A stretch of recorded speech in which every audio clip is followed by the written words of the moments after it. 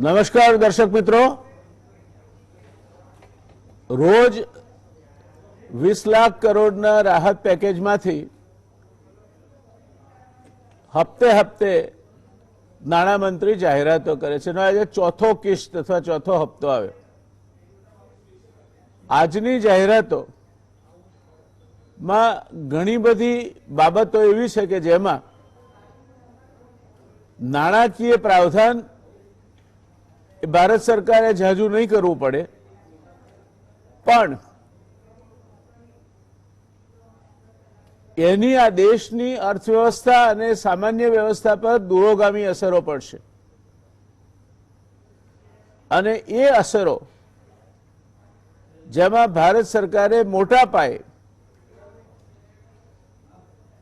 Defence production સંરક્ષણ માટેના ઉત્પાદનને 74% ઓટોમેટિક રૂટથી વિદેશી રોકાણ માટે ખુલ્લું મૂક્યું, એરસ્પેસમાં રિલેક્સેશન કર્યા, કોલસાની ખાણોને 500 જેટલા બ્લોક હરાજી કરીને એનું ખાનગીકરણ કરવાની વાત કરી. આ બધા જે સ્ટ્રક્ચરલ રિફોર્મ્સ છે આ જે તે ક્ષેત્રના, એ અંગે પહેલા એક બ્રોડ રિવ્યુ જેને કહેવાય, બર્ડ્સ આઈ વ્યૂ, એક સરળ સમજ આપણે અહીંયા મારી સાથે સ્ટુડિયોમાં ઉપસ્થિત છે વરિષ્ઠ અર્થશાસ્ત્રી અને બકુલભાઈ. હવે કોઈ ઓળખ એમની આપવી પડે એ સ્ટેજે નથી. અરુણકુમારજી જોડાવાના છે આ ચર્ચામાં. અરુણકુમાર જગતરામ, એનઆરઆઈ કોલ. આ બંને મિત્રોનું સ્વાગત છે. ધોળકિયા સાહેબ, આપને પેલો મારો પ્રશ્ન એ છે કે આજે જે પેકેજ જાહેર કરવામાં આવ્યું એમાં નાણાકીય રીતે અને અન્યથા આપનું શું એના ઉપર પ્રતિક્રિયા છે? જયનારાયણભાઈ, આજે ફોર્થ ટ્રાન્ચમાં જે પેકેજ જાહેર કર્યું એમાં આર્થિક સહાયના એંગલથી કે ફાઇનાન્શિયલ પેકેજના એંગલથી કશું ખાસ છે નહીં. આજનું આખું પેકેજ જેમ માનનીય નાણામંત્રીએ શરૂઆતમાં જ કહ્યું એ પ્રમાણે એ સ્ટ્રક્ચરલ રિફોર્મ્સ ઉપર આધારિત છે. એટલે આજના પેકેજ વિશે બે વાત સ્પષ્ટ કરી દેવાની જરૂર છે કે આ જે પેલા 20 લાખ કરોડનું જે બૂસ્ટર ડોઝ કે બૂસ્ટર પેકેજની વાત કરી હતી એના સંદર્ભમાં આની કોઈ નાણાકીય મહત્વ નથી, પરંતુ દેશના અર્થતંત્ર ઉપર અને દેશના અર્થતંત્રના વિકાસ ઉપર આની દૂરોગામી અસર પડશે. લોંગ ટર્મ ઇમ્પ્લિકેશન્સ આના છે. અને બીજી મહત્વની વાત એ કે આ જે સ્ટ્રક્ચરલ રિફોર્મ્સની આજે વાત કરી એ ભલે કોવિડના સંદર્ભમાં અપાયેલા બૂસ્ટર ડોઝના ભાગ તરીકે કર્યું, પરંતુ આને અને COVID-19ને કંઈ લેવા દેવા નથી. આ કોવિડ રિલેટેડ રિફોર્મ્સ નથી. આ રિફોર્મ્સ આજથી 5 વર્ષ પહેલા પણ થઈ શક્યા હોત અને હજી ના થયા હોત તો આવતા 5 વર્ષ સુધી ના થયા હોત. એટલે જેમ ગઈકાલના છેલ્લા 3 રિફોર્મ્સ એને કોવિડ સાથે કંઈ લેવા દેવા નહોતી, એમ આ સ્ટ્રક્ચરલ રિફોર્મ્સને કોવિડ સાથે કોઈ ડાયરેક્ટ સંબંધ છે નહીં. પણ આપણા અર્થતંત્રમાં બ્રોડ બેઝડ સ્ટ્રક્ચરલ રિફોર્મ્સ અને ઇકોનોમિક રિફોર્મ્સની જરૂર છે એ બાબત વિશે કોઈ બેમત નથી. અને 8 સેક્ટર ને લગતા સ્ટ્રક્ચરલ રિફોર્મ્સ એમણે આજે જાહેર કર્યા. મને એવું લાગી રહ્યું છે કે એવા ઘણા બધા સ્ટ્રક્ચરલ રિફોર્મ્સ કે જે જાત જાતના પોલિટિકલ કન્સિડરેશન્સ કે બીજા બધા કન્સિડરેશન્સને કારણે ખોરંભે પડ્યા હતા અથવા ડિસ્કસ થયા પછી એનું અમલીકરણ થયું નહોતું કે એના ઉપર કોઈ સ્પેસિફિક પગલાં નહોતા લેવામાં આવ્યા અને એ હંમેશા ડિસ્કશન બોર્ડ ઉપર જ રહ્યા. એટલે ધેટ મીન્સ એને કન્સેપ્ચ્યુઅલાઇઝ કર્યા, એના વિશે વાતચીતો કરી, ફોરમો કર્યા, સજેશનો માંગ્યા, પણ એના ઉપર કોઈ ખાસ નક્કર પગલાં ના લીધા. એવી એક મોટું લિસ્ટ છે રિફોર્મ્સનું. એ લિસ્ટને હવે સરકાર એક પછી એક લઈ અને એની દિશામાં નક્કર પગલાં ભરી રહી છે. એટલે કોવિડ-19ના સંદર્ભમાં અર્થતંત્રમાં સ્ટ્રક્ચરલ રિફોર્મ્સ લાવવાની જરૂર છે એ વાતને રેકગ્નાઇઝ તો કરી જ છે, પરંતુ હવે એ દિશામાં એક મોટો પુશ મળી રહ્યો છે. અને જેમ ગઈકાલની ચર્ચામાં મેં કહ્યું હતું તેમ અર્થતંત્રને જાત જાતના આર્થિક સંકટોથી ઇમ્યુનાઇઝ કરવાની જરૂર છે. એટલે જેથી કરીને આર્થિક સંકટ આવે પછી એ આર્થિક સંકટ જેમ કે દાખલા તરીકે ગ્લોબલ ઇકોનોમિક ક્રાઇસિસ હતો 2008નો, એ ટાઈપનું સંકટ આવે કે 1997-98નો સાઉથ ઇસ્ટ એશિયન ક્રાઇસિસ ટાઈપનું સંકટ આવે કે 2001માં વર્લ્ડ ટ્રેડ સેન્ટરના બોમ્બિંગથી જે આર્થિક રિસેશન આવ્યું હતું એ જાતનું સંકટ આવે કે બીજી અનેક પ્રકારના ખાડી યુદ્ધ થાય એને કારણે થઈને આર્થિક સંકટ આવે.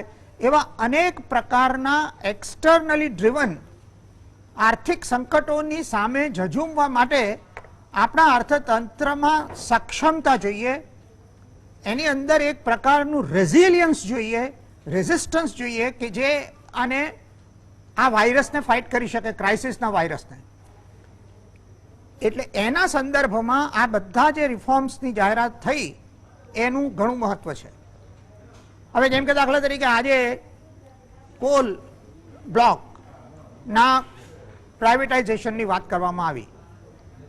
હવે આપને યાદ હશે કે યુપીએના ટાઈમમાં પણ કોલ બ્લોક્સ અને કોલ માઇનના એલોકેશનો થયા હતા પ્રાઇવેટ સેક્ટરને, અને પછી એમાં જાત જાતના ભ્રષ્ટાચારના આક્ષેપો લાગ્યા અને પછી એ મામલો કોર્ટમાં ગયો અને કોર્ટે એના ઉપર સ્ટે આપ્યો. એટલે બધી કોલ એલોકેશન્સ બધા કેન્સલ થઈ ગયા, એને કારણે ઘણા પાવર પ્લાન્ટ્સ પણ એફેક્ટ થયા. એટલે કોલ માઇનિંગનું પ્રાઇવેટાઇઝેશન અને કોલ બ્લોક્સનું એલોકેશન અને એલોટમેન્ટ અને આ બધી વસ્તુઓ એ 10 વર્ષ જૂના આઈડિયાઝ છે અને પછી એને ઇમ્પ્લિમેન્ટ કરવામાં આવ્યા નહીં જાત જાતના કારણોને લીધે. હવે આ જાતના રિફોર્મ્સને પુશ કરવા માટે એક પોલિટિકલ વિલ અને એક કરેજિયસ એપ્રોચની જરૂર છે, અને સરકારે અત્યારના એ પોલિટિકલ વિલ બતાવી છે અને કરેજ બતાવી છે કે ભાઈ કોન્ટ્રોવર્શિયલ છે, જાત જાતની એલિગેશન્સ થશે, જાત જાતના ઇસ્યુઝ ઊભા થશે, પરંતુ અમે હવે કટિબદ્ધ છીએ અને આ દિશામાં અમે આગળ વધવાના છીએ. હવે એ તો હકીકત છે કે આપણા દેશની કોલની રિક્વાયરમેન્ટ એ કોલ ઇન્ડિયા પૂરી પાડી શક્યું નથી. જેમ કે આપણા દેશના ઓઇલ એક્સપ્લોરેશનની રિક્વાયરમેન્ટ ઓએનજીસી પૂરી પાડી શક્યું નથી. એટલે exclusive dependence on public sector. હવે કોલ એક એવો સેક્ટર છે કે જેમાં જેમ ફાઇનાન્સ મિનિસ્ટરે કહ્યું તે પ્રમાણે આપણા અર્થતંત્રમાં કોલ એ પબ્લિક મોનોપોલી છે, ગવર્મેન્ટ સેક્ટરની એક્સક્લુઝિવ મોનોપોલી છે, કોઈ પ્રાઇવેટ સેક્ટરને એની અંદર રોલ નથી. વર્લ્ડ ઓવર કોલ માઇનિંગની એફિશિયન્સી અને એની પ્રોડક્શનની ક્ષમતા એને કારણે થઈને પાવર સેક્ટરની ડેવલપમેન્ટ ઉપર ઘણી અસર પડે છે. હવે આપણે ત્યાં કોલના આટલા બધા રિઝર્વ્સ હોવા છતાં આપણા દેશમાં કોલ રિઝર્વ્સની દ્રષ્ટિએ જોઈએ તો આપણે વિશ્વમાં 3જા ક્રમે આવીએ છીએ. હવે એટલો મોટો કોલ રિઝર્વ્સ અનટેપ રિઝર્વ હોવા છતાં, એક્સપ્લોરેશન કરવાની પોસિબિલિટીઝ હોવા છતાં આપણે દર વર્ષે આટલી બધી કોલસાની આયાત કરીએ છીએ અને જેની પાછળ કેટલા બધા પૈસા ખર્ચ થાય છે. એટલે જો આને માનનીય પ્રધાનમંત્રીના એનાઉન્સમેન્ટના સંદર્ભમાં લઈએ તો આત્મનિર્ભર ભારતના નિર્માણની જે એમણે વાત કરી, તો જ્યાં તમારે ત્યાં પ્રોડક્શનની ક્ષમતા છે, એસ્ટાબ્લિશ્ડ રિઝર્વ્સ છે, વેલ નોન ફેક્ટ્સ છે, એવા આટલા રિચ કોલ રિઝર્વ્સ હોવા છતાં આપણા દેશને આટલી મોટી આયાત ઉપર ખર્ચ કરવો પડે કોલના અને વિશ્વના બીજા દેશો ઉપર આપણે એના ઉપર ડિપેન્ડ થવું પડે, એ આપણી આત્મનિર્ભરતા ઉપર પ્રશ્નાર્થ ચિહ્ન ઊભું કરે. એટલે આ ઇમ્પોર્ટ સબસ્ટિટ્યુશન નથી, પણ અનનેસેસરી ઇમ્પોર્ટ્સને રિપ્લેસ કરવાની વાત છે. ઇમ્પોર્ટ સબસ્ટિટ્યુશન ત્યારે કહેવાય કે જ્યારે આપણે વસ્તુ પ્રોડ્યુસ જ ન કરતા હોઈએ અને આપણે એને પ્રોડ્યુસ કરવા માટે ઇન્વેસ્ટ કરીએ. અહીંયા આપણી પાસે કેપેસિટી છે, ઇન્વેસ્ટમેન્ટ્સ છે, ઇન્ફ્રાસ્ટ્રક્ચર છે, બધું જ છે, પણ ગવર્નન્સને કારણે જે પબ્લિક સેક્ટર અન્ડરટેકિંગ છે એની ક્ષમતા નથી, એ ડિલિવર નથી કરી શકતું, પ્રોડક્શન ટાર્ગેટ્સને મીટ નથી કરી શકતું, ત્યારે એને પ્રાઇવેટાઇઝ કરી અને પ્રાઇવેટ ઇન્વેસ્ટર્સને એમાં ઇન્વોલ્વ કરી અને ઇકોનોમિક એફિશિયન્સીના એંગલથી એની પ્રોડક્શનની ક્ષમતા વધારી અને આપણા રિઝર્વ્સને ટેપ કરવાની વાત છે. એટલે આપણો ઘણો મોટો ખર્ચ બચી જાય. સેમ વસ્તુ જો ઓઇલ એક્સપ્લોરેશનના કેસમાં થાય તો આપણું ઓઇલ ઇમ્પોર્ટ બિલ ઘટી શકે. એટલે આ જે બધી છે, જેમ કે દાખલા તરીકે આપણે ત્યાં ડિફેન્સ મેન્યુફેક્ચરિંગની અંદર ઘણી કેપેસિટી છે, આપણી ઓર્ડિનન્સ ફેક્ટરીઝની અંદર ઘણી કેપેસિટી છે, પણ આપણી ઓર્ડિનન્સ ફેક્ટરીનો પ્રોબ્લેમ શું છે કે આપણી ઓર્ડિનન્સ ફેક્ટરીએ રિસર્ચ અને ડેવલપમેન્ટ ઉપર ફોકસ નથી કર્યું. આપણી ઓર્ડિનન્સ ફેક્ટરીએ ટેકનોલોજીને એડોપ્ટ કરવામાં પાછળ રહી ગયા છીએ. એને કારણે થઈને આપણે ત્યાં ક્ષમતા હોવા છતાં જે જાતની રિક્વાયરમેન્ટ છે, જે ક્વોલિટી સ્પેસિફિકેશન્સ છે, એ પ્રમાણેના વેપન્સ આપણે પ્રોડ્યુસ નથી કરી શકતા. માટે આપણું ડિફેન્સનું ઇમ્પોર્ટ બિલ ઘણું જ મોટું છે. હવે આ બધાને આપણે રિપ્લેસ કરી શકીએ આરામથી જો આપણે આપણી ક્ષમતાને ડેવલપ કરીએ. એટલે આ જે બધા સ્ટ્રક્ચરલ રિફોર્મ્સની વાત થઈ છે, હવે જેમ કે દાખલા તરીકે ઓર્ડિનન્સ ફેક્ટરીને કોર્પોરેટાઇઝ કરે, એટલે એના બોર્ડને રિસ્ટ્રક્ચર કરે, એમાં ઇન્ડિપેન્ડન્ટ ડાયરેક્ટર્સને લાવે, એનું લિસ્ટિંગ કરે, તો જેમ નાણામંત્રીએ કહ્યું એમ આપણે ઓર્ડિનન્સ ફેક્ટરીને પ્રાઇવેટાઇઝ નથી કરી દેતા, પણ આપણે ઓર્ડિનન્સ ફેક્ટરીને લિસ્ટિંગ કરીને એનો થોડો શેર ભારતની જનતાને આપીએ અને એને કારણે એની એકાઉન્ટેબિલિટી વધે, એની એફિશિયન્સી ઇમ્પ્રૂવ થાય, એની મેનેજમેન્ટ સ્ટ્રક્ચરમાં ચેન્જીસ આવે, તો પછી એ ઓર્ડિનન્સ ફેક્ટરીની અંદર ટેકનોલોજીનું એડોપ્શન થાય અને એ મોડર્ન વેપન સિસ્ટમ્સ પ્રોડ્યુસ કરતા થાય. એવી જ રીતે પ્રાઇવેટ પાર્ટિસિપન્ટ્સ અંદર લાવવામાં આવે.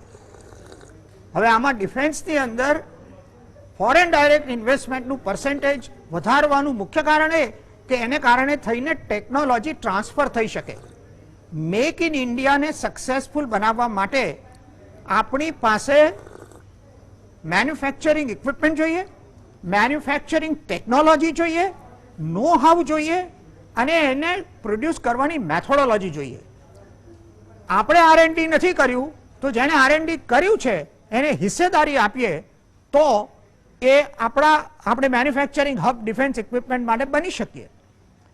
એટલે આ જે બધા મેજર્સ લેવામાં આવ્યા છે એ મેજર્સ આપણા દેશને સ્વાવલંબનની દિશામાં આગળ લઈ જાય,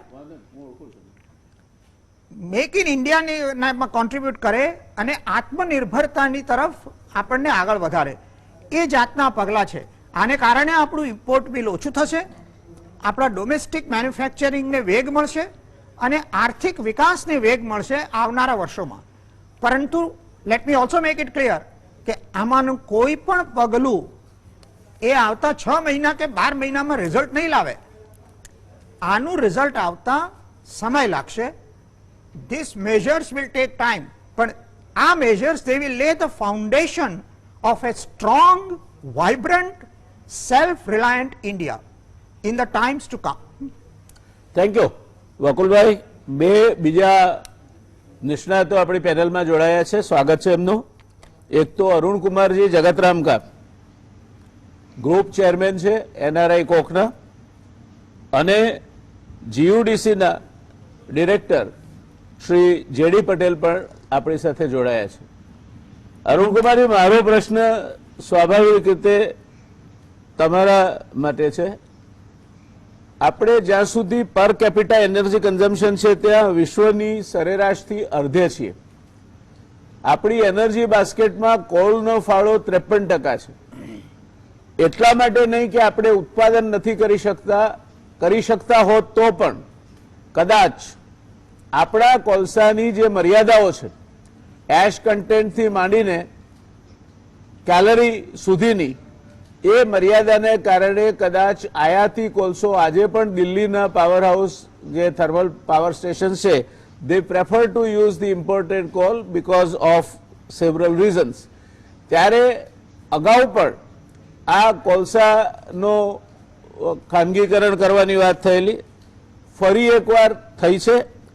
આપ આ ક્ષેત્રમાં છો, આપને શું લાગે છે આ કોલસાના ખાનગીકરણની વાત જે છે તેનાથી આપણા ત્યાં જે આયાતી કોલસો આવે છે, જે લગભગ 25% કરતા વધારે છે આજે, એ આયાતી કોલસો અટકી જશે આપણા ત્યાં આવવાનું? અને 50,000 કરોડ ઇવેક્યુએશન મિકેનિઝમમાં સરકાર ખર્ચવાની છે. એ ઇવેક્યુએશન મિકેનિઝમ એટલે શું? એ રેલવે છે, અને જો રેલવે હોય તો કેટલા વર્ષમાં એ ઇવેક્યુએશન મિકેનિઝમ તૈયાર થશે? અને બીજા કોઈ એના માટેના મેઝર્સ હોય તો એ કયા મેઝર્સ હશે? जैसा बकुल भाई ने बोला, हाँ, मुझे ये आपसे हिंदी जो में बोलना स्टेप- चाहिए था. आई नहीं अपोलोजाइज. नहीं, मैं गुजराती समझता हूँ। हाँ जी।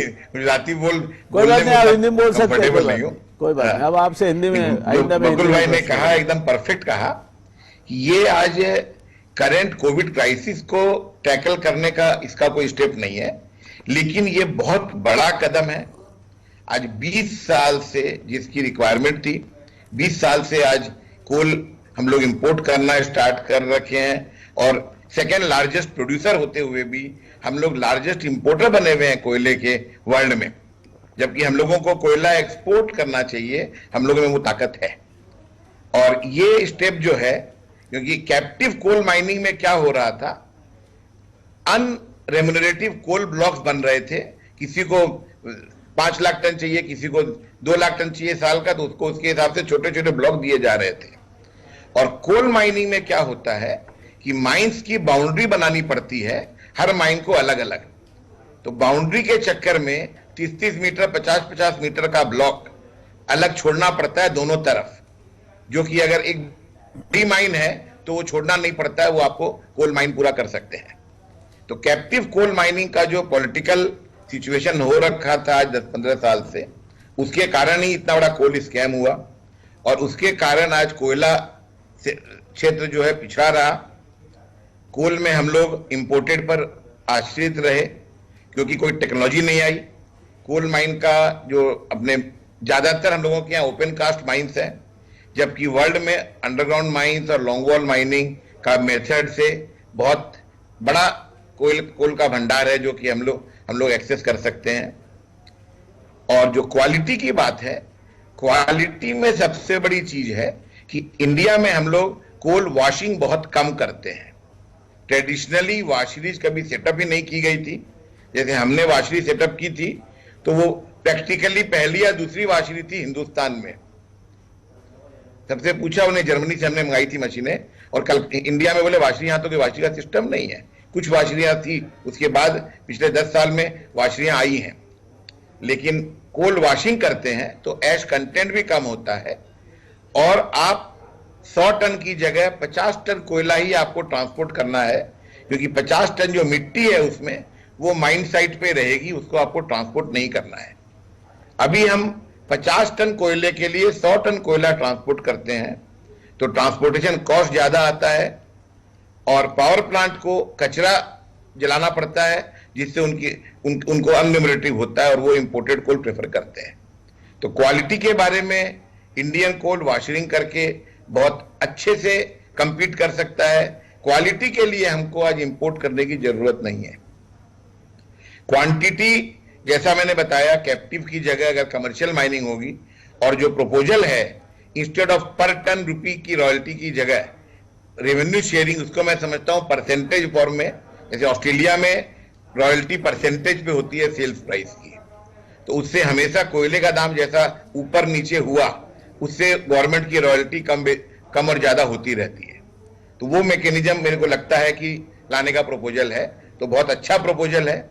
आज जो प्रपोजल आया है कोल क्षेत्र के लिए, ये आज 10-15 साल से जो डिमांड थी, जो जरूरत थी, वो किया गया है। मैंने कोल माइनिंग के बैकग्राउंड के हिसाब से मैं नहीं सोच पा रहा हूं कि इसके अलावा भी और कुछ किया जा सकता था क्या, अनाउंसमेंट के हिसाब से। अब एक्चुअल ग्राउंड में क्या क्या काम होता है वो देखना पड़ेगा। इवैक्यूएशन बहुत इंपॉर्टेंट आइटम है, क्योंकि कोयला हम लोग इतनी बड़ी गंदगी है देश में कि सस्ते फ्यूल को हम महंगे फ्यूल खर्च करके ट्रांसपोर्ट करते हैं। कोल ट्रक से ट्रांसपोर्ट होता है, मतलब डीजल जलाते हैं कोयला ट्रांसपोर्ट करने के लिए। उसकी जगह कन्वेयर बेल्ट होने चाहिए, जितनी दूर तक हो सके कन्वेयर से जाना चाहिए। पावर प्लांट पिट हेड पर सेटअप होना चाहिए कि सीधा पावर ग्रिड में जाए, ट्रांसपोर्टेशन का कॉस्ट ही ना रहे। और रेल नेटवर्क होना चाहिए, dedicated rail network for movement of coal, जिससे कि बड़ी जो अभी जैसे आपने लॉकडाउन में देखा होगा, रेलवे ने एनाकोंडा ट्रेन चलाई कई कई किलोमीटर लंबी, वो आज ऑस्ट्रेलिया में बहुत कॉमन है, लंबी रेलगाड़ियां, जिससे कि कम मैन पावर में और कम रेलवे की टाइम में ज्यादा माल ढुलाई हो सकता है। तो आज डेडिकेटेड रेल नेटवर्क से कोल अगर कंट्री में एक कोने से दूसरे कोने जाएगा तो कोल का कॉस्ट इंपोर्टेड कोल के कंपैरिजन में बहुत कम होगा।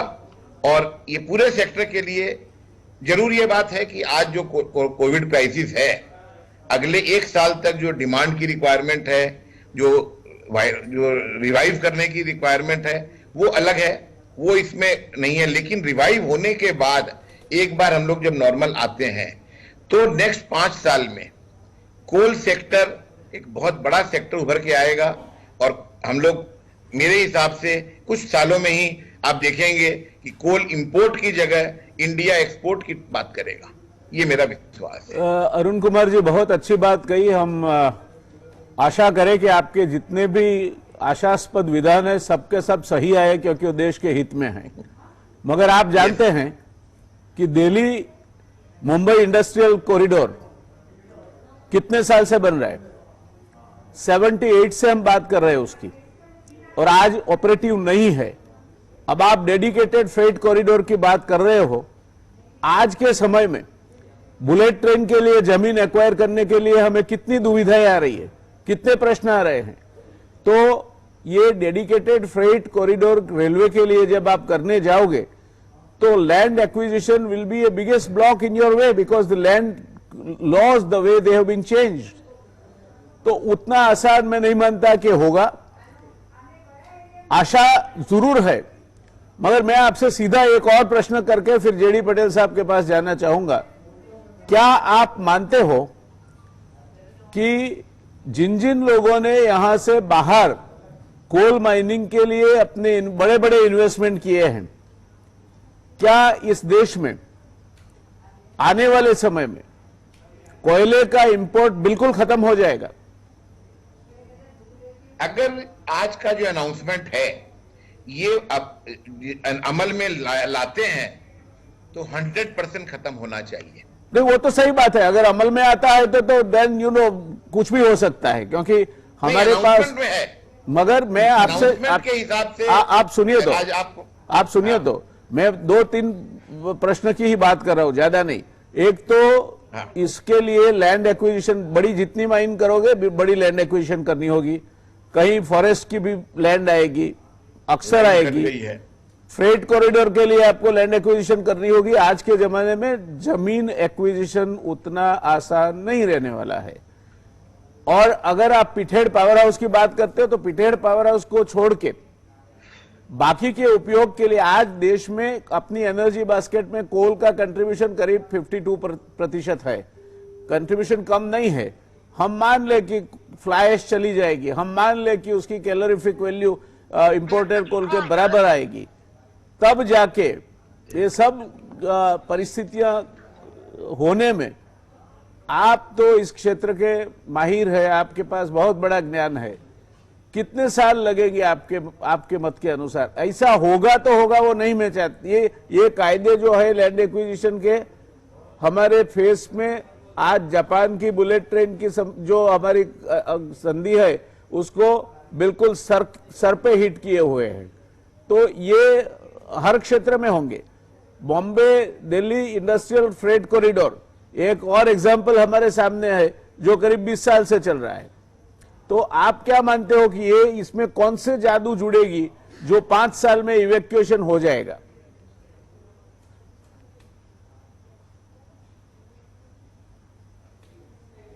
जहां चाह वहां राह वाली बात भी होती है। और प्राइवेट सेक्टर के पास अगर माइंस है तो देखिए, एक तो माइन डेवलपमेंट में भी 3-4 साल लगते हैं, और साथ साथ आज जैसे मुंद्रा पोर्ट से अदानी ने अपनी रेल कॉरिडोर ऐड करी, जिससे कि मुंद्रा से आज रेल नेटवर्क से जुड़ा हुआ है। उस तरीके से आज प्राइवेट सेक्टर अगर कोल माइनिंग में अदानी, बड़े रूप में उतरेगा। सर जी मैं एक फिर आपको रोकूंगा। अदानी ने जब एक फ्रेट कॉरिडोर बनाई, जमीन एक्वायर की, उस समय आज के लैंड एक्विजिशन लॉज नहीं थे। अगर होते तो अदानी शायद 1 किलोमीटर भी लैंड एक्विजिशन नहीं कर सकता था।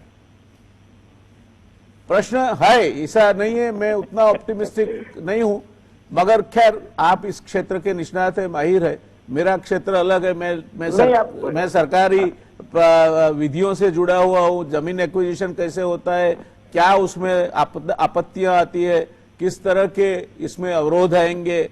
ये मैंने जैसे कहा कि DIFC is the greatest example of that, the hindrances coming in the way of bullet train are the greatest examples of that. So ये इतनी आसान मैं नहीं मानता कि हो, बट हम आशा रखें कि आने वाले 10 साल में करना तो है, हमारा रिसोर्स है, हमारे काम में आए। और energy is always going to be a major requirement for any developing economy. तो मैं आपसे सहमत हूँ, जरूरत है, और हम सब आशा करें कि सब ठीक से पार पड़े। और जो उद्देश्य से सरकार का उद्देश्य बहुत अच्छा है, जिस उद्देश्य से भारत सरकार ये लेकर आई है, वो उद्देश्य सफल होने में जनता की भी और देशवासियों की भी उनको सहायता मिले। पटेल साहब, मेरा प्रश्न आपसे ये है कि ये जो लिबरलाइजेशन हुआ, अब ऑर्डिनेंस फैक्ट्री का भी पब्लिक इश्यू आएगा। टेक्नोलॉजी हमें नहीं मिल रही थी, अब मिलेगी, स्टेट ऑफ द आर्ट मिलेगी, नहीं मिलेगी। 74% करने के बाद भी ये प्रश्न तो हमारे सामने रहने वाले ही है। तो आप क्या मानते हैं, एयर स्पेस का जो लिबरलाइजेशन है उसको मैं ज्यादा उतना तवज्जो नहीं देता, क्योंकि 1000 करोड़ रुपए की बात की है फाइनेंस मिनिस्टर ने, और वो पहले भी हो सकता था, आज भी कर रहे, तो उसके सामने मुझे कुछ ज्यादा आपत्ति नहीं है। मगर in the field of ordnance factories, in the field of critical defence, देखिए हम पाकिस्तान के साथ जो युद्ध जीते, वो जितने F-16 के को हमने तोड़े, उसमें नेट का बहुत बड़ा अहम रोल था, और नेट हमने बनाया था। नेट के पास बाकी की जो इसीलिए अभी तेजस हमने बनाया है। तो आप क्या सोचते हैं, या नेट और तेजस वाला मॉडल करेक्ट है, या F-16 और फ्रेंच फाइटर्स जो है राफेल, वो मॉडल करेक्ट है? आपके मत से कौन सा मॉडल सही है?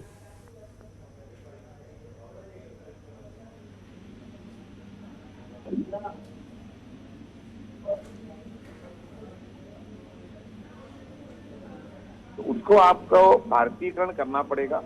राफेल हो या F-16 हो, जो भी आप लें, उसको आपको इंडियनाइज करके हिंदुस्तानी अपने सिस्टम के सर તમે ગુજરાતીમાં બોલી શકો છો?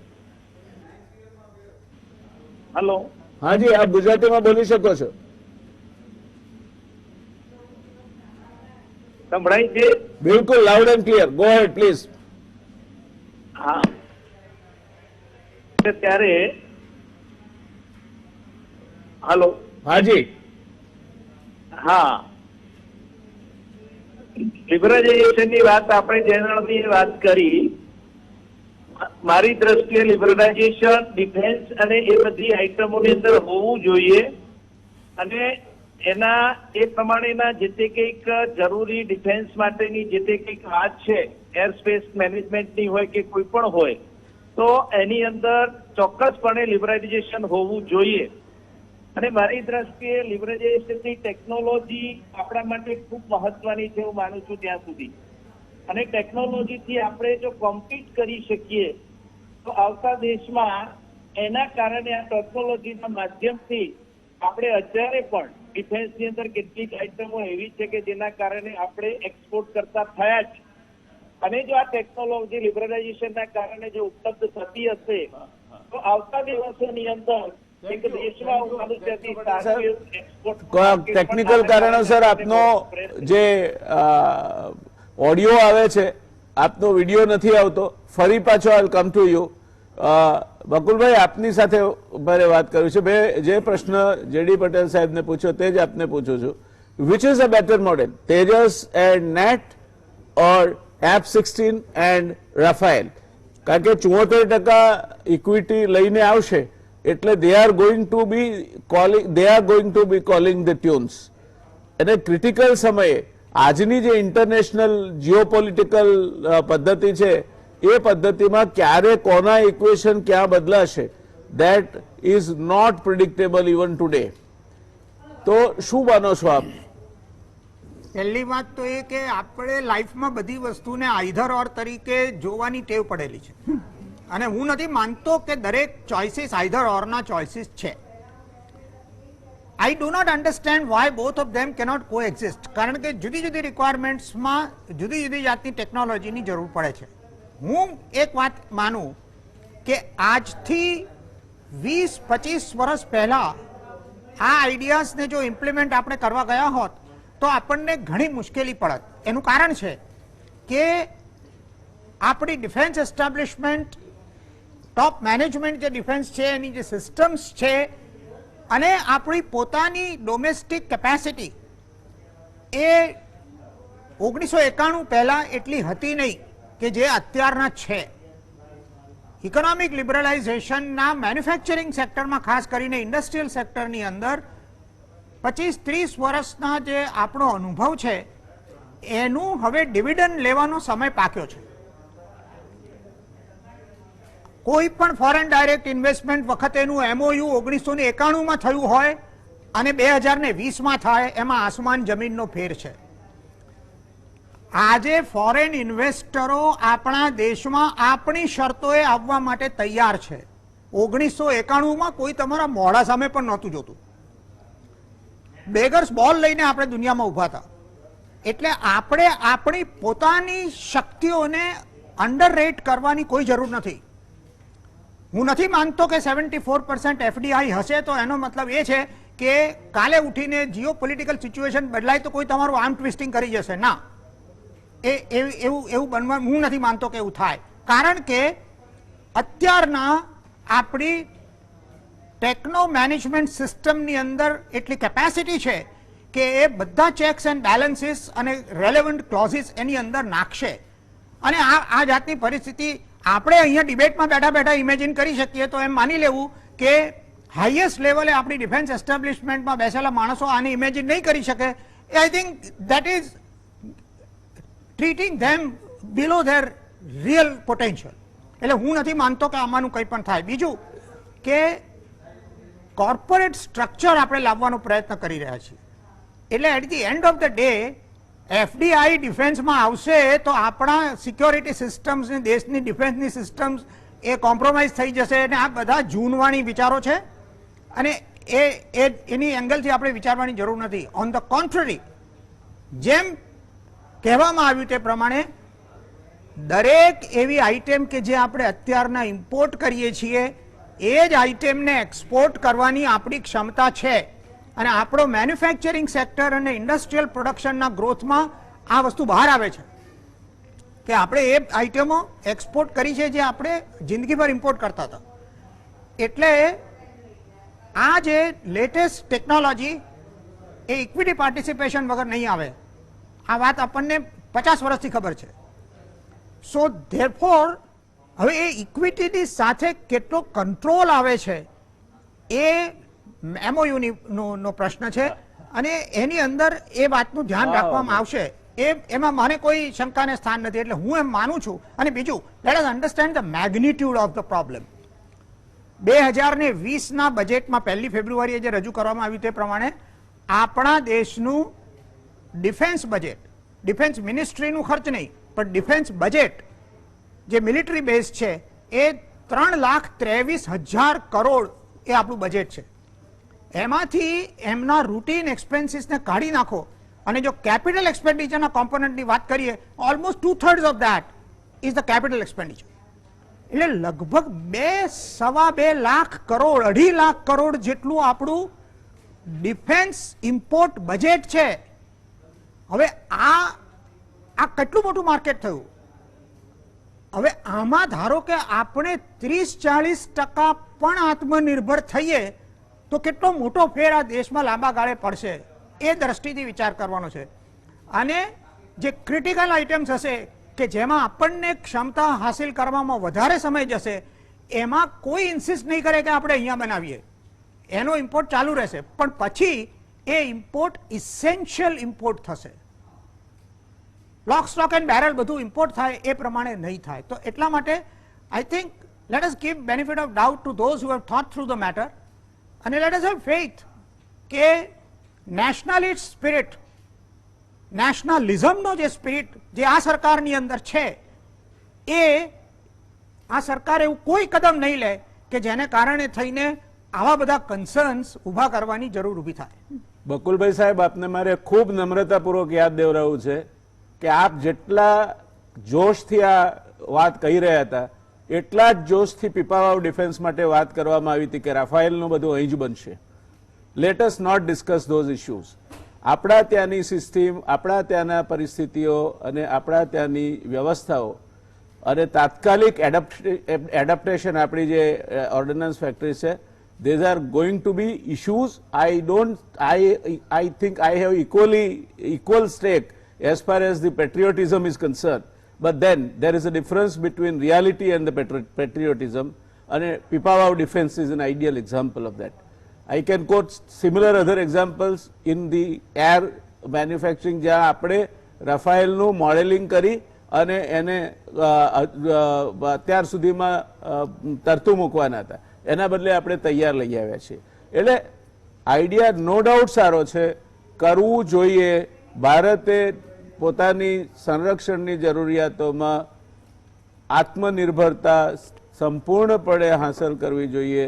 એમાં કોઈ બેમત આ દેશમાં રહેતો અનાજ ખાતો માણસ ક્યારેય કરી શકે નહીં. પણ આપણે જે આપણી અત્યારની વ્યવસ્થાઓ છે, વાસ્તવિકતાઓ છે, એ આશય બહુ સારો છે, પણ એ વાસ્તવિકતાઓને ક્યાંક સમજવી પડશે. એટલું મારે બકુલભાઈ સાહેબે જે કહ્યું એમાં ઉમેરવાનું છે. પટેલ સાહેબ, આપણે આપનો ઓડિયો આવ્યો અને આપનો સ્ક્રીન પરથી વિડીયો જતો રહ્યો, તે સમયે વાત કરતા હતા આપણે સ્વદેશી અને સામે પક્ષેથી લગભગ 6 એરપોર્ટનું આપણે ખાનગીકરણ કરવાની વાત છે, એમાં વિદેશી રોકાણ આવવાની વાત છે. એર સ્પેસ આપણે હવે લિબરલાઇઝેશન કરવાના છીએ, જોકે અમાઉન્ટ 1000 કરોડનું છે. કદાચ આપણા સ્પેસ એપ્લિકેશન સેન્ટરમાં પણ આ પ્રકારની વ્યવસ્થાઓ દાખલ થશે. તો આપનું શું માનવું છે, આ બધાની કુલ મિલાકે શું અસર થવી જોઈએ? સાહેબ એક બાટલી પાણી આપો. હાજી નારાયણભાઈ, આજે વિત્ત મંત્રીએ કેટલું લિબરલાઇઝેશનની વાતો કરી, એમાં એરસ્પેસની પણ વાત કરી છે. મારા મતે એવું લાગે છે કે આ દેશમાં લિબરલાઇઝેશન થશે તો પ્રાઇવેટ સેક્ટર અને ગવર્મેન્ટ સેક્ટર બે વચ્ચેની એક સારી કોમ્પિટિશન પણ થશે અને પ્રજાને સારી સુવિધાઓ મળવાની વ્યવસ્થાઓ પણ મારી દ્રષ્ટિએ લિબરલાઇઝેશનના કારણે ઊભી થશે. સાથે સાથે ક્યાંક અત્યારે મારી દ્રષ્ટિએ લિબરલાઇઝેશનના કારણે ટેકનોલોજી ઇમ્પોર્ટ કરી અને કેટલાક ક્ષેત્રોની અંદર હું માનું છું ત્યાં સુધી મેન પાવર પણ ઘટાડી શકાશે. એની કોસ્ટ ફેક્ટર મારી દ્રષ્ટિએ જો કોમ્પિટિટિવ થશે તો આજે પરદેશની સાથે આપણે જે તે કંઈ કોમ્પિટિશનમાં ઊભા નથી રહી શકતા. આપણે વિચાર કર્યો છે સ્વદેશીનો, આજે આત્મનિર્ભર ભારતની પણ વાત કરી, પણ મારી દ્રષ્ટિએ ત્યારે શક્ય બનશે કે ટેકનોલોજીના માધ્યમથી આપણે આ દરેક વસ્તુને કોમ્પિટિટિવ કરી શકીએ. જો કોમ્પિટિટિવ નહીં કરી શકીએ તો સહજ રીતે આપણું માનસ એક સસ્તી બાબતથી ટેવાયેલું છે અને ત્યાં આપણે કદાચ સફળ નહીં થઈ શકીએ. અને આજે વિત્ત મંત્રી એટલા માટે કેટલાક સેક્ટરને લિબરાઇઝેશન કરવાનો મારી દ્રષ્ટિએ આ એક મહત્વનો પડકાર દેશની અંદર મૂક્યો છે. કદાચ આ દેશમાં લોકશાહીના કારણે એને સ્વીકૃતિ મળશે નહીં મળે, પણ એની ટેકનોલોજી લિબરાઇઝેશનની કાર્ય કરવાની પદ્ધતિ આના કારણે અન્ય બીજા વિભાગો બીજા ક્ષેત્રો પણ આ લિબરાઇઝેશન જઈ અને મારી દ્રષ્ટિએ થોડા કોમ્પિટિટિવ થશે એવું મારું માનવું છે. એ ખૂબ જ આવકારદાયક છે. અને અત્યારે ચીનમાંથી જે બધા ઉદ્યોગો સ્થળાંતર કરીને ભારતમાં આવવાના હતા તે આ જ કારણસર ઇન્ડોનેશિયા લઈ ગયું છે. ઇન્ડોનેશિયાની જે મજૂર છે પદ્ધતિ છે, લેબર છે, that is so advanced, that is so competent that per unit wage cost is one of the lowest in Indonesia. Textile બાંગ્લાદેશમાં ગયું તે પણ એના કારણે જ ગયું. પણ સાહેબ આપણો પ્રશ્ન એ અનએમ્પ્લોયમેન્ટનો પણ છે. તો બધે ઓટોમાઇઝેશન આવી જશે તો આપણા દેશમાં અત્યારે છેલ્લા 44 વર્ષમાં હાઈએસ્ટ રેટ ઓફ અનએમ્પ્લોયમેન્ટ એ 2020ના વર્ષમાં હતો. તો એને વેગ મળે એ માટે શું કરવું જોઈએ? આ બધું જ કરવું જોઈએ, પણ એને વેગ મળે કે જેથી કરીને, અને બીજું કે આ કોવિડના કારણે બીજા લગભગ 10 કરોડ લોકો ગરીબીની રેખા નીચે ચાલ્યા ગયા છે. તો આ બધાનું કુલ મિલાકે પરિણામ શું આવશે? એક. બીજું, જે નાણામંત્રી શ્રી અગાઉ જાહેર કર્યું, લગભગ 7 કરોડ જેટલા આપણા એસએમઈ સેક્ટર છે, અને એમણે જે જાહેરાતો કરી એમાં ટર્નઓવર લઈ આવ્યા, એના કારણે એનો લાભ 45 લાખ એકમોને મળશે. તો બાકીના એકમોનું શું થશે? જી સર, આમાં અનએમ્પ્લોયમેન્ટની ટેકનોલોજીના કારણે અસર થશે, પણ હું માનું છું કે લાર્જ સેક્ટરની અંદર ટેકનોલોજીનો ઉપયોગ થશે. પણ એસઈએમઈ દિવસે દિવસે આજે 50% એમ્પ્લોયમેન્ટ આપણું એસઈએમઈ સાથે જોડાયેલું છે. ત્યાં ટેકનોલોજી એડોપ્ટ કરવામાં મને લાગે છે ઘણો વધુ સમય જશે. અને જેમ જાપાનમાં જે રીતે છે કે ભાઈ એક ઝોન વાઇઝ ઇન્ડસ્ટ્રી ડેવલપ થાય, અને જો ઝોન વાઇઝ થાય તો zone wise specific commodity develop થાય, તો એનું ટ્રાન્સપોર્ટેશન, જોબ વર્ક, એનું કોમ્યુનિકેશન અને લાઇઝનિંગ મારી દ્રષ્ટિએ આ દેશની અંદર ખૂબ સારી રીતે કરી અને કોસ્ટ ફેક્ટર એ રીતે ઘટાડી શકાય. આપણે એમ નથી કહેતા કે અનએમ્પ્લોયમેન્ટ ઓટોમાઇઝેશનના કારણે વધે, એ પણ આ દેશ માટે એ ખૂબ જરૂરી છે અને ખૂબ મોટો ચિંતાનો વિષય છે. એટલે લઘુ ઉદ્યોગ માટેનું જે માળખું વિત્ત મંત્રીએ 3 કરોડ રૂપિયાનું ઇન્વેસ્ટમેન્ટ કરી અને હજુ પણ ઇન્ડસ્ટ્રી લઘુ ઉદ્યોગની અંદર આવે એના ઉપર મારી દ્રષ્ટિએ આ વધારે ફોકસ મૂક્યું છે, અને જેમાં એમ્પ્લોયમેન્ટ સૌથી વધારે જનરેટ થાય. આપણે ત્યાં બે પ્રોબ્લેમ છે એમ્પ્લોયમેન્ટના, એક સ્કિલ લેબર અને અનસ્કિલ લેબર. એક minute, sorry to interrupt you, પણ 7 કરોડમાંથી સાફ થઈને 45 લાખ એકમો થઈ જાય તો નવું કયું રોકાણ ને એમ્પ્લોયમેન્ટની આપ વાત કરો છો? અત્યારે આપણો મુખ્ય પ્રશ્ન લઘુ ઉદ્યોગ, માઇક્રો ઇન્ડસ્ટ્રી, એમાં સિકનેસનો છે. હવે તમે 100 કરોડના ટર્નઓવરને પણ એમાં નાખો તો મત્સ્ય બલાબલ પ્રમાણે મોટા એકમો છે, નાનાને ખાઈ જશે. તો એનાથી કયો ફાયદો થવાનો તમને? અને નાણામંત્રી એ પ્રમાણિક છે, એમણે ચોખ્ખું કહ્યું છે એમના ઉચ્ચારણોમાં કે 45 લાખ એકમોને લાભ મળશે. આપણા એસએમઈ સેક્ટરમાં કુલ એકમો 7 કરોડની આજુબાજુ છે, એમાં માઇક્રો ને સ્મોલ થઈને લગભગ 6.5 કરોડ એકમો છે.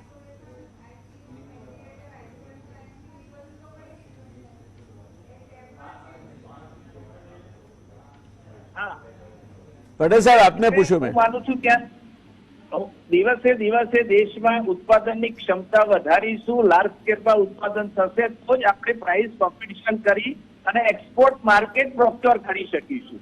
તો જેમ જેમ પ્રોડક્શન વધશે આ માધ્યમથી, લઘુ ઉદ્યોગના મારફતથી, અને એનું જે ટર્નઓવરનો રેશિયો મૂક્યો છે ઘણા ટાઈમથી મારી દ્રષ્ટિએ જઈને આ પેન્ડિંગ હતું. ટર્નઓવરના કારણે જે કોસ્ટ ઓફ પ્રોડક્શન જે તે કંઈ આવે છે અને ઇન્ફ્લેમેશનના કારણે જે વેલ્યુ વધતી જાય છે એની લિમિટ અત્યાર સુધી આ સ્મોલ સ્કેલ ઇન્ડસ્ટ્રીની રિઝર્વ રાખવામાં આવી હતી. એ પહેલી વાર મારી દ્રષ્ટિએ છૂટી કરવામાં આવી. પટેલ સાહેબ, આટલા કરોડના ટર્નઓવરમાં પણ મારી દ્રષ્ટિએ પટેલ સાહેબ સ્મોલ સ્કેલ ઇન્ડસ્ટ્રી ગણી શકાય. માઇક્રો ને આપણે બાજુ મૂકીએ છીએ. એક મિનિટ, પણ માસ પ્રોડક્શનમાં આવીશું તો એમ્પ્લોયમેન્ટ પણ વધારે જનરેટ થશે. એક મિનિટ, આપ જે ટર્નઓવરની વાત કરો છો ને એ સ્મોલ સ્કેલ ઇન્ડસ્ટ્રીના ડેફિનેશનમાં માત્ર ફિક્સ્ડ એસેટ જ ગણવામાં આવતા હતા. Turnover was never part of small scale industry. They could have done 1,000 crore turnover. It was not a limiting factor. Plant અને મશીનરીમાં ફિક્સ્ડ એસેટમાં રોકાણ, એમાં પ્લાન્ટ અને મશીનરીનું રોકાણ એ 1956 થી જ્યારથી આઈડીઆર એક્ટ આવ્યો ત્યારથી આ જ ક્રાઇટેરિયા હતો. It was not the turnover. Turnover ક્યારે સ્મોલ સ્કેલ ઇન્ડસ્ટ્રીને રિસ્ટ્રિક્ટ કરવા માટે ક્યારેય એનો ઉપયોગ નથી થતો. હા, ટર્નઓવર પ્રમાણે એક્સાઇઝ લાગે, ટર્નઓવર પ્રમાણે બીજું થાય, અને એમાં રસ્તાએ કાઢ્યા છે. કરસનભાઈએ જ્યારે ચારણાથી ડિટર્જન્ટ બનાવવાનું શરૂ કર્યું ત્યારે પાવર વગર ડિટર્જન્ટ બનાવતા હતા, માટે એમને એક્સાઇઝ નહોતી લાગતી. So he was more profitable and he could make a great entry in to the market. That was the enterprise.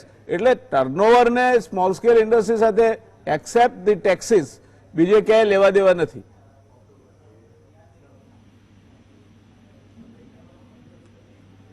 વકુલભાઈ સાહેબ, નેક્સ્ટ પ્રશ્ન મારે આપને પૂછવો છે કે આપણી પાસે you know we are in a dichotomy, આપણી પાસે એક ડાયલેમા જેવી સિચ્યુએશન ઊભી થઈ છે.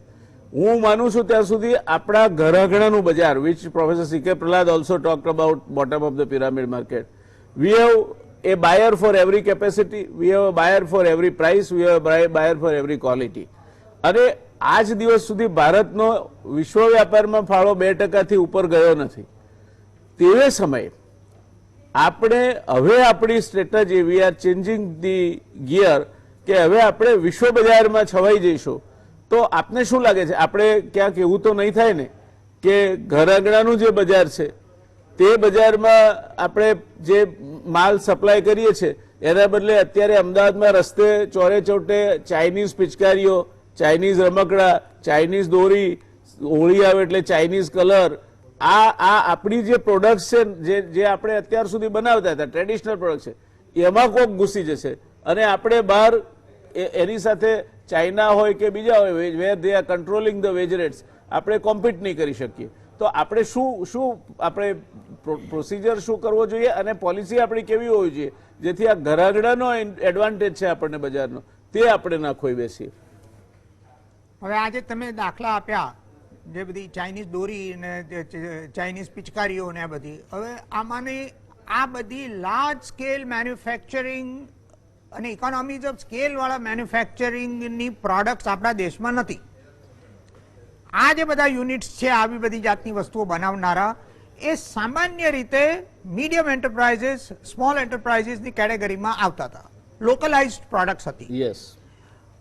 હવે ચાઇનીઝ એમના કરન્સી મેનિપ્યુલેશનને કારણે અને એ લોકોના બેન્કિંગ સિસ્ટમના મેનિપ્યુલેશનને કારણે અને ભયંકર ડીપ રૂટેડ મેનિપ્યુલેશન હતું. Let us understand that. ચાઇનાએ 20મી સદીના છેલ્લા દાયકામાં અને 21મી સદીના પહેલા દાયકામાં આને એટલી હદ સુધી સબસિડાઇઝ કર્યું કે ચાઇના એ પ્રેક્ટિકલી માલને બધે ડમ્પ કર્યો. એટલે ચાઇનાની સાથે પ્રાઇસ કોમ્પિટિશનમાં આપણા આ સ્મોલ એન્ડ મીડિયમ એન્ટરપ્રાઇઝીસ ટકી ના શક્યા અને કન્ઝ્યુમર તો નેચરલી જે પ્રોડક્ટ સસ્તી મળશે તેની તરફ જશે અને નોવેલ્ટી. એટલે હવે આપણા સ્મોલ અને મીડિયમ એન્ટરપ્રાઇઝીસ જે દિવસે એમના ટેકનોલોજીકલ એપ્રોચ માટે R&D માટે જાણીતા થશે ત્યારે આ રીતે ચાઇના ઇન્ટ્રુડ નહીં કરે. પ્રશ્ન એ છે કે ઇકોનોમી લેયર્સની બનેલી છે. જુદી જુદી વસ્તુઓ માટે જુદા જુદા માર્કેટની આપણે વાત કરવાની આવે અને એ જાતની લેયર્ડ ઇકોનોમીને ઊભી કર્યા પછી એને મેન્ટેન કરી જાળવી અને એનો વિકાસ કરવાની દિશામાં આપણે એટલા સફળ નથી થયા જેટલા આપણે થવું જોઈતું હતું અને આ એનું કારણ છે. અત્યારના આપણે સ્મોલ અને મીડિયમ એન્ટરપ્રાઇઝીસને સક્ષમ કરવાની જરૂર છે. પણ સાથે સાથે એ પણ વાત મારે કહેવી બહુ જરૂરી છે કે સ્મોલ અને મીડિયમ એન્ટરપ્રાઇઝીસમાં ગ્રોથ નથી થયો એનો તમામ દોષ સરકારને આપી શકાય એવું નથી. સ્મોલ અને મીડિયમ એન્ટરપ્રાઇઝીસના એન્ટરપ્રેન્યોર્સ પણ કઈ દૂધના ધોયેલા નથી, એમાં પણ કરપ્શન છે. એ લોકોએ ટેક્સની ચોરી કરી છે, એમણે જાત જાતના બીજા ગોરખ ધંધા કરેલા છે. એટલે આ બધા MSMEs માંથી 25 થી 30% એ સડેલી કેરીઓ છે જે આખા ટોપલાને બગાડે છે. હવે એને જ્યાં સુધી ફ્લશ કરવામાં નહીં આવે ત્યાં સુધી સરકાર એ શંકાની દ્રષ્ટિથી જોશે અને આ જ પ્રોબ્લેમ્સ આપણા દેશની અંદર જગ્યાએ જગ્યાએ નડી રહ્યા છે. એટલે આપણે આને ફ્લશ કરવાની જરૂર છે. જેમ મેં પહેલી ડિબેટની અંદર કહ્યું હતું કે જ્યારે આરબીઆઈએ એનાઉન્સમેન્ટ કરી ત્યારે કે જે લોકો હેબિચ્યુઅલ ડિફોલ્ટર્સ છે, જે લોકો ડિઝોનેસ્ટ છે, કરપ્ટ છે, એને માટે આ પેકેજીસ કામના નથી. હવે આપણે આ વીડ આઉટ કરવી પડશે અને એટલા માટે 60-70% ઓનેસ્ટ, સિન્સિયર, સ્ટ્રેટ ફોરવર્ડ એમએસએમઈસ છે એ સફર ના કરે એ પણ જોવું આપણે માટે જરૂરી છે. દોસ્તો, કેરીઓની સિઝન આવી રહી છે. જોકે આ વખતે તો આપણે કેરીઓની સિઝનને માણી જ નથી, પણ બકુલભાઈ સાહેબ જે કહે છે એ તમારે કેરીઓના ટોપલામાંથી જે બગડેલી કેરી છે તે બગડેલી કેરીને કાઢી નાખીને બાકીની કેરીને વેલ્યુ એડેડ કરવી પડશે. એવી વાત સાથે હું સંપૂર્ણ સંમત છું કે સ્મોલ અને મીડિયમ સ્કેલ ઇન્ડસ્ટ્રી માત્ર સ્વદેશી છે એ કારણથી દેશના કન્ઝ્યુમરના ઉપર પોતાનો ગમે તે ક્વોલિટીનો માલ થોપી શકે નહીં. એટલે ત્યાં પણ સુધારાને ખૂબ મોટો અવકાશ છે, પણ એની જરૂરિયાત પણ છે કારણ કે they are major employment providers. એમની ક્ષમતા નથી, એની સાથે મારું માનવાની તૈયારી એટલા માટે નથી કે directly they are exporting 40% of their production, અને if you take indirect exports then 50% of the manufactured goods contain something or the else manufactured by the small scale sector. So they have the capabilities. એમની પાસે ક્ષમતા છે એ ઉત્પાદન કરવાની. સવાલ છે એમને માટેની નીતિઓનો, અને મને લાગે છે ત્યાં સુધી આ દેશમાં પર કેપિટા ઇન્વેસ્ટમેન્ટની સાથે 1 લાખ રૂપિયા 7 કે 8 માણસને રોજી આપનારું એકમ હોય અને 1 કરોડના રોકાણે 2 માણસને રોજી આપનારું એકમ હોય તો આ દેશની જરૂરિયાત છે કે 1 લાખના રોકાણે 7-8 માણસને રોજી આપનાર એકમને પણ આપણે જાળવવું પડશે. કારણ કે we are the youngest country in the world. 35 વર્ષથી નીચે 70% આપણી વસ્તી છે અને એમ્પ્લોયમેન્ટ, રોજગારી એ આપણા માટેનો પ્રાણ પ્રશ્ન છે. તો દોસ્તો, આજે બસ આટલે જ અટકીશું. ખૂબ રસપ્રદ ચર્ચા રહી. અરુણ કુમારજી, જેડી પટેલ સાહેબ અને professor Bakulbhai, as usual you have performed extremely well. શ્રોતા મિત્રોને પણ આજની ચર્ચામાં મજા આવી છે કારણ કે વગર પૈસાની આ ચર્ચા હતી. કયું પ્રોવિઝન ને ક્યાં શું ને એની કોઈ વિગતો વગરની. Thank you very much. શુભરાત્રી. આવજો.